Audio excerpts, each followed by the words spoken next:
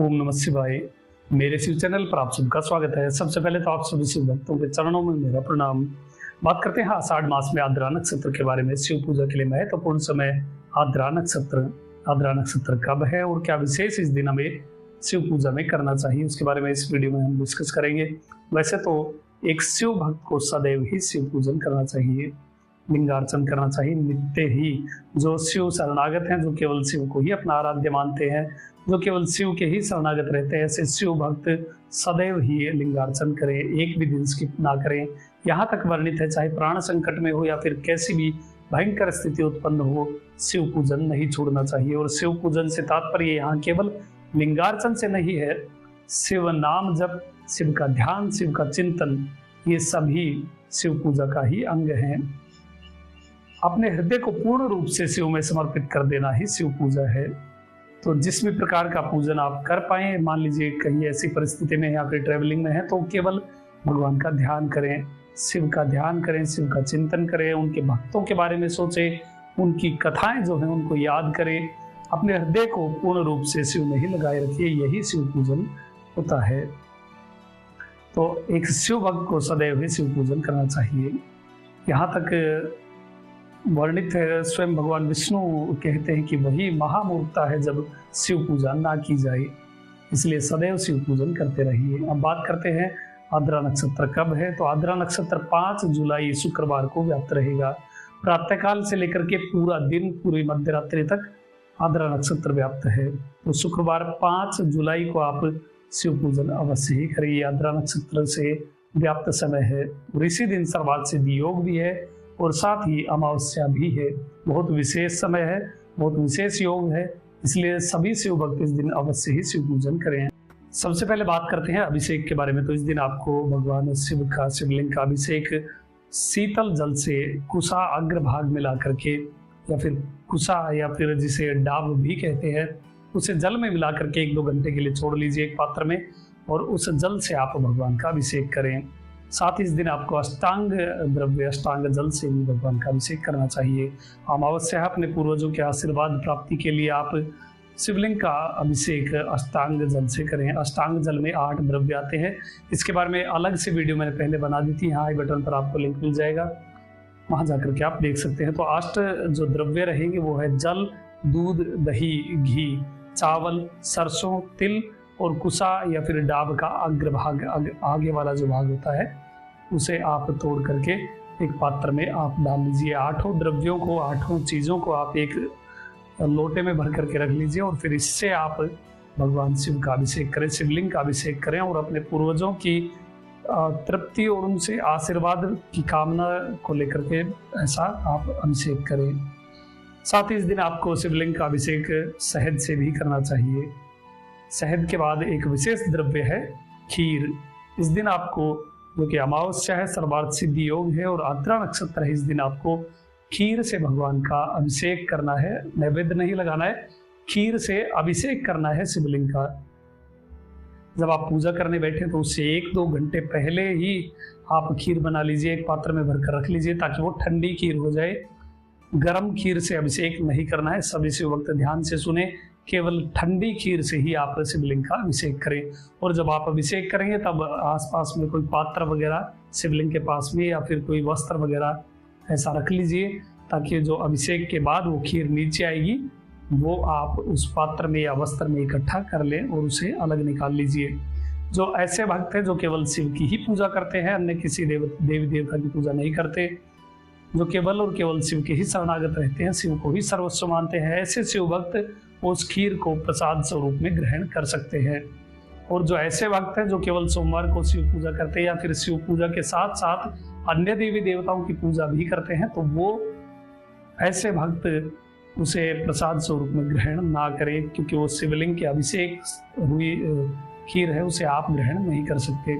उसे इकट्ठा करके आप नंदी जी को, वृषभ या बैल होता है, या फिर गाय माता को आप खिला सकते हैं।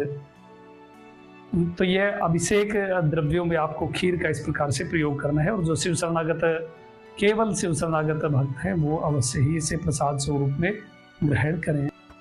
जल के जिस पात्र से आप शिवलिंग का अभिषेक करेंगे, उस पात्र के अंदर या तो कुछ पुष्प या फिर कुछ दुर्वा भी आप डाल सकते हैं, या फिर बिल्व पत्र या फिर आम के पत्ते, जो भी आपको मिल जाए वो अवश्य ही डाल करके रखिए। खाली पात्र से या खाली लोटे से डायरेक्ट जल नहीं चढ़ाना चाहिए। और शिवलिंग के ऊपर भी कोई पुष्प या फिर बिल्व पत्र आप रख लीजिए, क्योंकि नंगे सिर की शिवलिंग के ऊपर आप डायरेक्ट अभिषेक नहीं करें, ऐसा लिंग पुराण में वर्णित है। ऐसी स्थिति में जब आप अभिषेक करें तो शिवलिंग के ऊपर कुछ ना कुछ अवश्य होना चाहिए, या कोई फूल या केवल फूल की पत्ती या फिर एक बिल्व पत्र, ऐसा कुछ रख के फिर आप भगवान का अभिषेक करें। ध्यान देने योग्य बातें हैं जो मैंने पहले भी बहुत सारे वीडियो में शिव भक्तों के साथ शेयर की हैं। जो शिव भक्त नए जुड़े हैं वो अवश्य ही ध्यान दें। शिवलिंग के ऊपर कुछ रख लीजिए और उसके बाद ही अभिषेक करें। और जिस जल के लोटे से या पात्र से आप जल अभिषेक के लिए डालेंगे तो वो भी खाली नहीं होना चाहिए, उसमें भी पुष्प या फिर कोई पत्ता अवश्य होना चाहिए। तो इस प्रकार से आप शिवलिंग का अभिषेक करें। सबसे अंत में अभिषेक द्रव्य होगा गंगा जल। गंगा जल से आप स्वामी को स्नान कराएं। उसके बाद शिवलिंग को अच्छी तरह से साफ कर लीजिए, पोंछ लीजिए। और भस्म का त्रिपुंड आपको अवश्य करना चाहिए। जिन शिव भक्तों के पास भस्म नहीं है ऐसे शिव भक्त चंदन का प्रयोग भी कर सकते हैं, किंतु चंदन लकड़ी का ही होना चाहिए। ऐसा पाउडर, वो अष्टगंध वगैरह जो लिखे आते हैं डिब्बों के ऊपर, उन्हें प्रयोग ना करें। लकड़ी से घिस करके चंदन निकालें और चंदन की लकड़ी नहीं मिल रही है तो बिल्व की लकड़ी, बिल्व चंदन के बारे में मैंने अलग से वीडियो बनाई है, वहां जाकर के आप देख लीजिए। बिल्व चंदन से भी आप त्रिपुंड बना सकते हैं या फिर पूरे ही लिंगम को लेपित कर सकते हैं। भस्म सबसे उत्तम रहेगी। ये प्राप्त ना हो तो फिर अन्य जो चीजें मैंने बताई हैं उनसे आप शिवलिंग पर त्रिपुंड बनाएं या फिर पूरे ही शिवलिंग को लेपित करें। इसके बाद आपको 21 या फिर 11 दीपक शिवलिंग के हर दिशा में प्रज्वलित करने। इसके बाद सोणाद्री नाथाष्टकम का पाठ इस दिन आप अवश्य ही करें। चाहे एक पाठ करें, कम से कम एक पाठ तो अवश्य ही आपको करना चाहिए। सोणाद्री नाथाष्टकम जो स्तुति है, जो स्तवन है अरुणाचल का, और अरुणाचल स्मरण मात्र से ही कृपा करते हैं, इसलिए इस दिन विशेष योग पर आप सोणाद्री नाथाष्टकम का पाठ अवश्य ही करें। उस पाठ या स्तोत्र का लिंक इस वीडियो के डिस्क्रिप्शन में मिल जाएगा, वहां जाकर के आप डाउनलोड कर सकते हैं। इजी स्तोत्र है। और जिन शिव भक्तों को संस्कृत पढ़नी नहीं आती है तो ऐसे शिव भक्त केवल अरुणाचल शिव अरुणाचल शिव अरुणाचल शिव का जाप करें। कीर्तन भी कर सकते हैं या फिर इसे आप गा भी सकते हैं। अरुणाचल शिव कीर्तन करने योग्य है। और कीर्तन से एक इंफॉर्मेशन मैं आप सभी शिव भक्तों के साथ शेयर कर दूं। जो शिव भक्त अपने आप से, अपने मन से, किसी के कहने पर नहीं, भक्ति भाव में भर करके जो शिव के लिए कीर्तन करते हैं, संकीर्तन करते हैं या फिर शिव के लिए गाते हैं, ऐसे शिव भक्त अपने बंधु बांधव परिवारजनों की 7 पीढ़ियों का उद्धार कर देते हैं। तो शिव करुणामय है और अरुणाचल होने के साथ साथ करुणाचल भी है। अरुणाचल शिव का कीर्तन करें और एक ऐसा प्रवाह अपने आसपास में बना दीजिए कि चलते फिरते जो लोग हैं, यदि उनके कानों में आपकी ध्वनि जा रही है तो वो भी पूरा दिन, चाहे एक क्षण के लिए गई हो, वो भी पूरा दिन अरुणाचल शिव का संगीत महसूस करें और अपनी जिह्वा से उसे गुनगुनाएं भी। ऐसी क्षमता एक शिव भक्त में अवश्य होनी चाहिए। तो अरुणाचल शिव का इस दिन आप अवश्य ही संकीर्तन करें। नैवेद्य के बारे में बात करें तो इस दिन आपको नैवेद्य, खीर का अभिषेक तो आपने कर दिया था, किंतु खीर का नैवेद्य भी लगाना है। खीर के नैवेद्य के साथ में आपको आम की चटनी भी बनानी है और साथ ही घी और शक्कर मिश्रित चावल भी तैयार करिए। और उनके साथ में आप 2 केले या फिर जितने अधिक आप रखना चाहें, 1 दर्जन 2 दर्जन, इतना जैसे भी आपके भाव हो, श्रद्धा हो, वैसा आप फल भी रखिए। और ये 3 चीज़ें अवश्य ही नैवेद्य में बनाइए। भोग आप भगवान को अर्पित करें। और पूजा समाप्ति के बाद आरती वगैरह जब हो जाए, आप दंडवत प्रणाम कर लें, प्रदक्षिणा कर लें शिवलिंग की। उसके बाद उस नैवेद्य को उस प्रसाद स्वरूप में उठा करके अपने सिर पर रखें, क्योंकि शिव प्रसाद को हमेशा सिरोधार्य करना चाहिए, उसके बाद ग्रहण करना चाहिए। तो ये जब आपकी पूजा समाप्त हो जाए, उसके बाद उस नैवेद्य को प्रसाद स्वरूप में आप दूसरे शिव भक्तों के साथ भी बांट सकते हैं, अपने परिवारजनों को भी दे सकते हैं और स्वयं भी उसे अवश्य ही ग्रहण करें।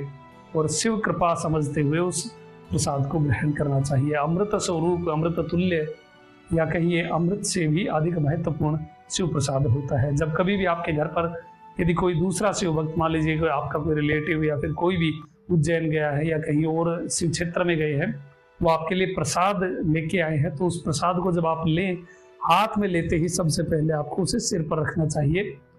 ऐसा सम्मान शिव प्रसाद के लिए आपको दिखाना चाहिए। उसके बाद बिना विलंब किए, ऐसा नहीं कि मैं कल खा लूंगा या फिर परसों इसे ग्रहण करूंगा, ऐसा नहीं, बिना विलंब किए उसे अपने परिवारजनों के साथ या फिर स्वयं ही उसे ग्रहण करें और शिव अमृत स्वरूप उसे समझना चाहिए।